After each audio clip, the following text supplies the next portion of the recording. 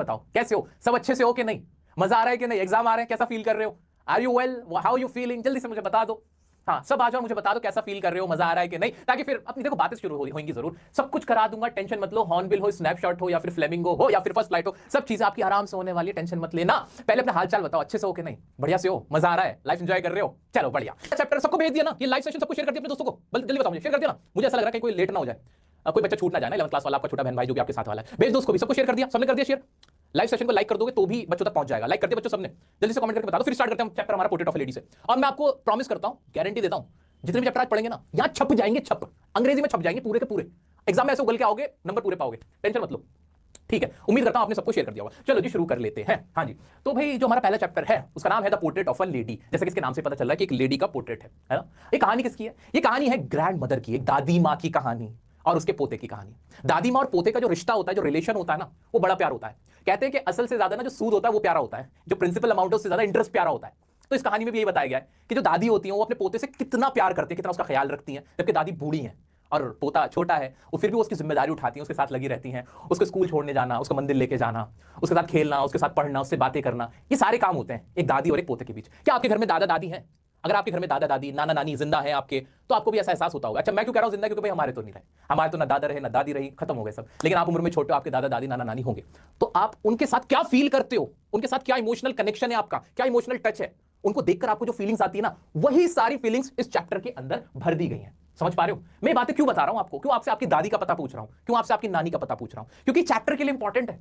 आप ये चैप्टर याद कर पाओगे अगर आप वो फील ले लोगे। मैंने पहले कहा कि इंग्लिश मैथ्स नहीं है, इंग्लिश एक फील है, इमोशंस है, जो आपको कनेक्ट करती है, लैंग्वेज है ना, कम्युनिकेशन। तो इसलिए जरूरी है कि आप अपनी जो भी कहानी है उसको फील करो, जो भी चैप्टर उसको फील करो। ठीक है आगे बढ़ जाते हैं, चलो मैं ज्यादा भावुक हो गया, आगे बढ़ते हैं।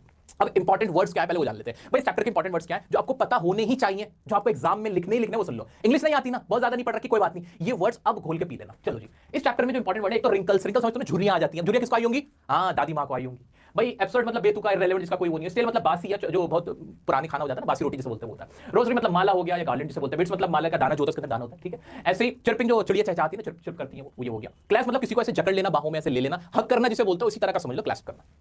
माइल्ड मतलब जो ज्यादा ना, बहुत ज्यादा ना कम, कोमल, कोमल के लिए हम यूज करते हैं, सौम्य या जेंटल के लिए माइल्ड यूज करते हैं। रिसाइट करना मतलब सुनाना, किसी को कोई भी बात सुनाना, रेसिटेशन होता है ना। ऐसे डिस्ट्रेस मतलब हो जाना, तंग हो जाना, अफ्लिक्टेड। ठीक है, ये बस आपको कीवर्ड्स याद करने हैं जो इस चैप्टर से रिलेटेड है, जो आपको पता होने चाहिए। कर पाओगे? ये पीडीएफ कहां मिल जाएगी? हमारे Telegram group official dear sir पे पीडीएफ भी मिल जाएगी, चिंता मत करो। ठीक है आगे बढ़ जाए इंपॉर्टेंट वर्ड से। क्या है कहानी बताओ तो सर, इस चैप्टर की क्या कहानी है, क्या क्वेश्चन पूछा जाएगा इसमें से, हम इसका आंसर कैसे लिखेंगे, लर्न कैसे करेंगे, याद कैसे करेंगे? आपको ना मेरा कराया कोई भी लॉन्ग आंसर रटने की जरूरत नहीं है। तो फिर क्या करें सर, तो फिर क्या करें? मैं आपको इस तरह से पढ़ा दूंगा कि आप 4-5 बार जैसे ऐसे गो थ्रू कर लोगे ना, तो वो वर्ड, वो सेंटेंसेस आपको खुद ब खुद याद हो जाएंगे। बस मन से उस चीज को सोचो, दिल से अगर याद करोगे हो जाएगा। करोगे ना मेरे बच्चों? देखो 11th क्लास वालों, तुमसे मेरा अलग प्यार है, तुमसे मेरी अलग मोहब्बत है, इसलिए मैं यहां खड़ा हूं सिर्फ और सिर्फ तुम्हारे लिए। बहुत परेशान थे कि सर आप करा दो इंग्लिश की प्रिपरेशन, डर लग रहा है वो, मैं नहीं देख सकता आपको परेशान, सिंपल इज दैट। चलो आ जाओ। तो अब बहुत ही आसान लैंग्वेज में मैंने आपके लिए एक लॉन्ग आंसर लिखा है, उसको मेरे साथ पढ़ो। चलो जी देख लेते हैं। भाई the chapter portrait of a lady is the real story of the author and his grandmother. भाई क्या है इसमें, कोई बहुत लंबी चौड़ी स्टोरी है? भाई ये जो चैप्टर है ये एक स्टोरी है ग्रैंडमदर की और उनके किसकी, जो ग्रैंडसन है उसकी। ठीक है जी, रियल स्टोरी है, मतलब सच्ची कहानी। आगे बढ़ जाते हैं। The grandmother was an old woman with a wrinkled face. Grandmother कैसी है? एक ओल्ड वुमन है। ग्रैंडमदर कोई यंग वुमन तो होंगी नहीं ना, वो जवान तो होंगी नहीं, वो क्या एक ओल्ड लेडी है। उनका फेस कैसा, अभी हमने एक वर्ड पढ़ा था रिंकल्ड, जिसमें झुर्रियां आई हुई हैं, with a wrinkled face. It was hard to believe that she had, it was hard to believe, ये बिलीव करना मुश्किल था। It was hard to believe क्या? That she had once been young, कि वो कभी बहुत यंग रही होंगी, ये बिलीव करना मुश्किल था। एंड प्रिटी, और खूबसूरत रही होंगी। इवन हैड अ हस्बैंड, और बल्कि ये बिलीव करना भी मुश्किल था कि उनका कोई पति भी रहा होगा। सर एग्जाम में ये लाइन कैसे लिखेंगे? अरे 2-3 बार पढ़ोगे ना, इतनी इजी लैंग्वेज है, याद हो जाएगा। हाँ she was, it was hard to believe that, और ये बिलीव करना मुश्किल था दैट शी वाज, क्या क्या है आगे, she had once been young, कि वो कभी यंग भी रही होंगी। And pretty, even he had a husband, क्या था? And even he had she had a husband, और ये बिलीव करना मुश्किल था कि उनका कोई हस्बैंड भी था। ऐसे बस 2-3 बार पढ़ोगे, याद हो गया ना, मेरे साथ याद हो गया ना, दोहरा लिया था। चलो जी आगे बढ़ जाते हैं। मैं आपका ज्यादा वक्त नहीं लेना चाहता, मैं आपका ज्यादा टाइम नहीं लेना चाहता, इसलिए बार बार चीजों को रिपीट नहीं कर रहा हूं। उम्मीद करता हूं कि आप मेरी बातों को समझ पा रहे हो, कर पा रहे हो ना, कनेक्ट कर पा रहे हो, जो हमारा रिश्ता है वो बन पा रहा है बढ़िया से। चलो जी आ जाओ। She was short, अब उनके ना लुक्स के बारे में बताया गया है। एक तो उनका रिंकल्ड फेस था, ये बिलीव करना मुश्किल था। It was hard to believe that she had once been young, कि वो कभी यंग भी रही होंगी। And even she had a husband, उनका हस्बैंड भी था, ये भी बिलीव करना मुश्किल था, है ना। वो प्रिटी थी, ये भी मुश्किल था बिलीव करना। अब वो कैसी है, उनकी हाइट कैसी, शॉर्ट। भाई कोई भी ग्रैंडमदर कितनी लंबी रही है, बुढ़ापे में आके तो कमर झुक जाती है ना, ऐसे ऐसे हो जाती है ना। सोचो सोचो अपनी ग्रैंडमदर को सोचो, अपनी दादी के बारे में सोचो, वो कैसी है, अपनी नानी को देखो कैसी है, वो सोचो, है ना। वो कहती शॉर्ट थी, फैट थी एंड स्लाइटली बेंट। वो कैसी है, कैसी थी भाई? शॉर्ट है, थोड़ी सी फैट है और थोड़ी सी स्लाइटली ऐसे झुकी भी है, ऐसी तो होती है दादी माँ। आगे बढ़ते हैं। She used to walk around the house in white clothes, ज्यादा कौन से क्लोथ्स में रहती है? व्हाइट, क्योंकि उनके पति मर चुके होंगे, तो भाई व्हाइट क्लोथ में रहते हैं ना ज्यादातर, बड़े लोग ऐसे भी व्हाइट ही पहनते हैं ज्यादातर।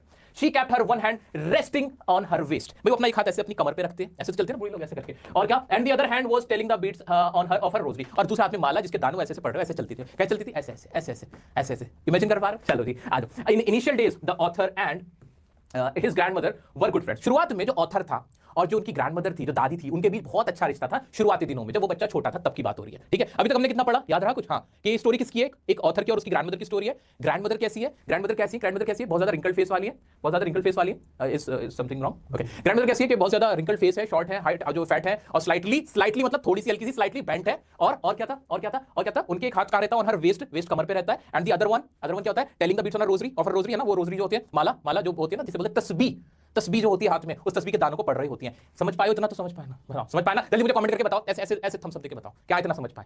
आज चलो मैं आगे बढ़ता हूं फिर। चलो उसके बाद की कहानी क्या हुई कि इनिशियल डेज में बहुत अच्छे फ्रेंड्स थे, कौन? ऑथर और उसकी grandmother. His parents left him with her when they went to live in the city. अब क्या हुआ था?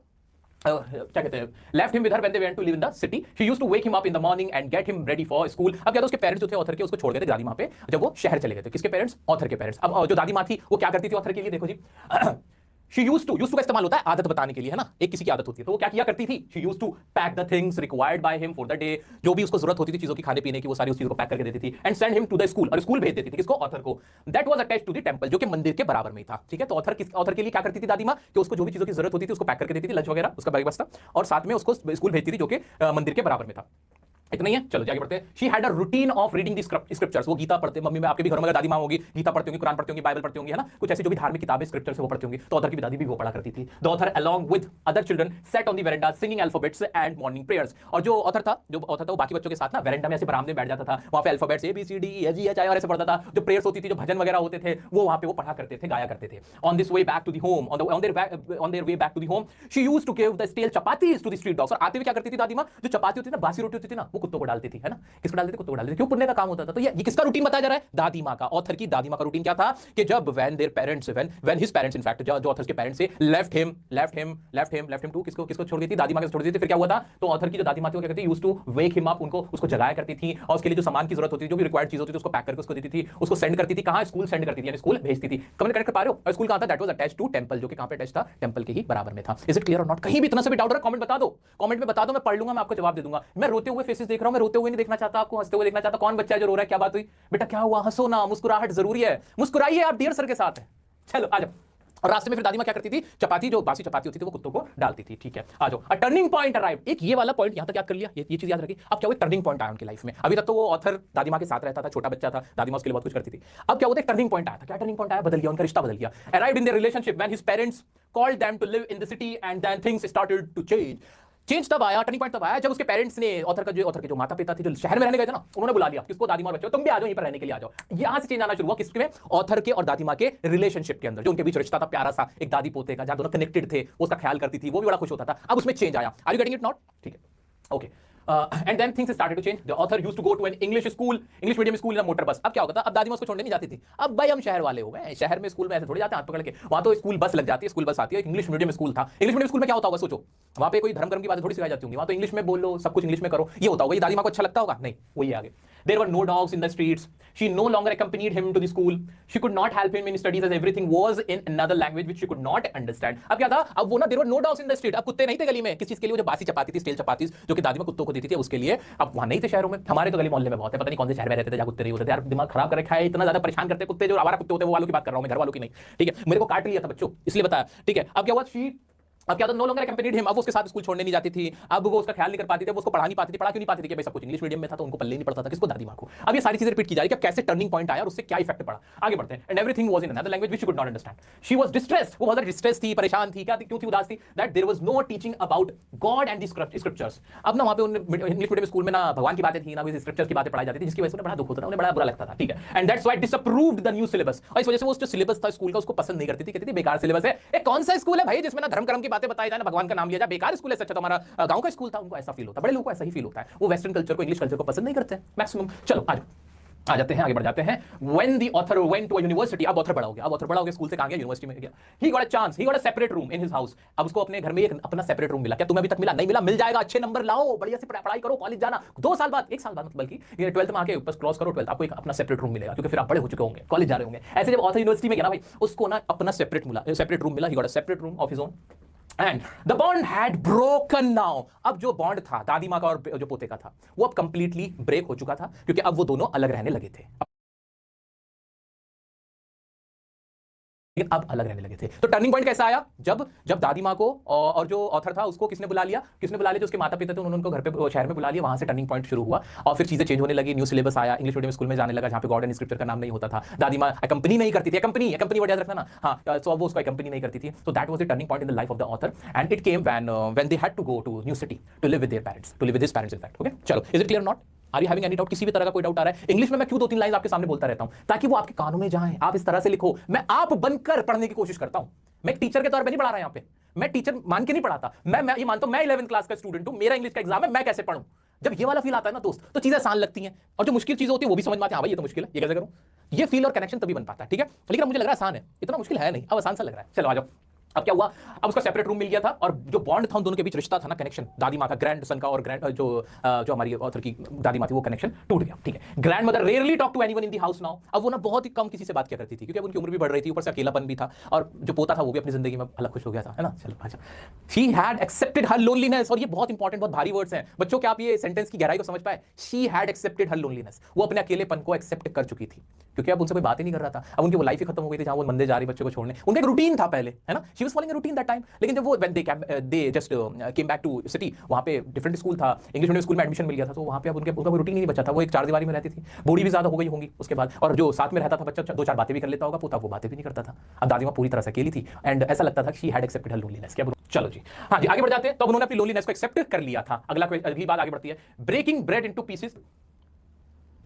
ठीक है, अब क्या था? Breaking bread into pieces and feeding it to the birds was her daily routine. अब उनका डेली रूटीन क्या हो गया था कि ब्रेकिंग ब्रेड इनटू पीसेस, जो पीस होते थे ना, उनको ऐसे यूं करके ब्रेड के पीसेस को तोड़ती थी और किसको खिलाती थी? फीड करना, यानी किसी को खिलाना, and feeding it to the birds, birds को खिलाना। अब उनका डेली रूटीन हो गया। पहले कुत्तों को खिलाती थी, अब किसको खिला रही है? शहर में आने के बाद बर्ड्स को खिलाने लगी। आगे बढ़ते हैं। The birds would sit on her legs, her head, some even on the shoulders. और जो चिड़िया थी ना, वो क्या करती थी? वो जो बर्ड्स होते पक्षी, वो कोई तो उनके टांग पे बैठ जाता था, कोई उनके कंधों पे बैठ जाता था, कोई उनके हेड पे बैठ जाता था, और वो उनको ब्रेड के पीस तोड़ के खिलाती थी। इससे पता चलता है कि दादी वो बहुत ज्यादा काइंड थी। चलो, okay, when the author decided to go abroad for further studies, ये इंपॉर्टेंट पॉइंट है मेरे बच्चों। जब ऑथर ने डिसाइड किया कहां जाने का?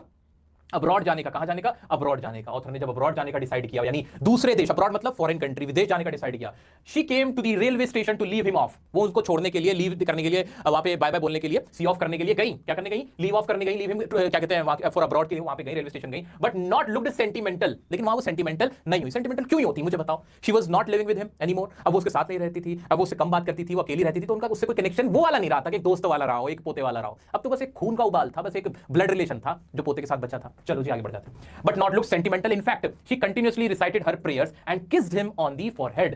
लेकिन क्या हुआ? उन्होंने ना उसको ऐसे माथा चूमा, उसका, मेरे बच्चे जा, बहुत तरक्की कर, बहुत अच्छे से पढ़ाई कर, जा तो खुश रहे। और वो ऐसे अपनी माला के दाने वो अपने पढ़ती रही, ऐसे पढ़ती रही। ठीक है, आगे बढ़ते हैं। आफ्टर 5 years, ये इंपॉर्टेंट है, आफ्टर 5 years, 5 साल बाद, अब कहानी और बदली। देखो 3 फेज आए इस कहानी के। पहला गांव वाला, दूसरा शहर वाला, जब यूनिवर्सिटी में चला गया यहां तक आया, और तीसरा अब्रॉड के बाद, जब 5 साल बाद वो अब्रॉड से वापस आया। After 5 years, when he came back home, जब वो घर वापस आया, his grandmother was there to welcome him back, but the next morning she got ill. भाई 5 साल बाद आया, सोचो ग्रैंडमदर की उम्र तब तक क्या हो गई होगी? बिल्कुल बूढ़ी हो गई थी, और ज्यादा बूढ़ी हो चुकी थी। तो वो उसका वेलकम करने के लिए तो थी, आ गया मेरा बच्चा, आजा आजा, सही है तू, इतने साल बाद देखा तुझे, ऐसे उसका वेलकम तो किया। लेकिन अगले दिन बीमार पड़ गई, अगले दिन दादी माँ बीमार पड़ गई, she got ill. The doctor told that it was a mild fever. Okay, doctor ने कहा ये हल्का फुल्का बुखार है, बहुत ज्यादा नहीं है, कोई दिक्कत नहीं, एंड इट वुड गो, ये चला जाएगा। But the grandmother told that her and was near. लेकिन जो बड़े बूढ़े होते हैं ना बच्चों, उन्हें पता चल जाता है कि अब उनका एंड करीब है। दादी माँ ने कहा नहीं, ये सही नहीं होगा, मेरा वक्त आ गया, अब मेरा वक्त आ गया, समय आ गया, मैं इस दुनिया से जाने वाली हूँ, दादी माँ ने बोल दिया। Okay, but the grandmother told that her end was near. She did not want to waste time talking to someone, so she kept reciting her prayers laying on the bed. तो ना उन्होंने अपना समय बर्बाद नहीं किया लोगों से बात करने में, वो अपनी ऐसे तस्बीह जो थी, माला जो थी, उसको पढ़ती रही और उसके दानों को ऐसे पढ़ती रही, भगवान का नाम लेती रही, जो भी वो उस वक्त कर रही होंगी। अब और इसी तरह बेड पे पड़ी रही। The rosary fell down from her lifeless hand and she died. उनके हाथ में जो वो माला थी वो ऐसे उनके हाथ से यूं गिरी और वो मर गई, दादी माँ।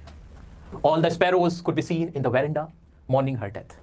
बहुत सारी जो चिड़ियाएं थी वहाँ पे आई उनका दुख का विलाप करने के लिए, और उस दिन उन चिड़ियाओं ने कुछ नहीं खाया।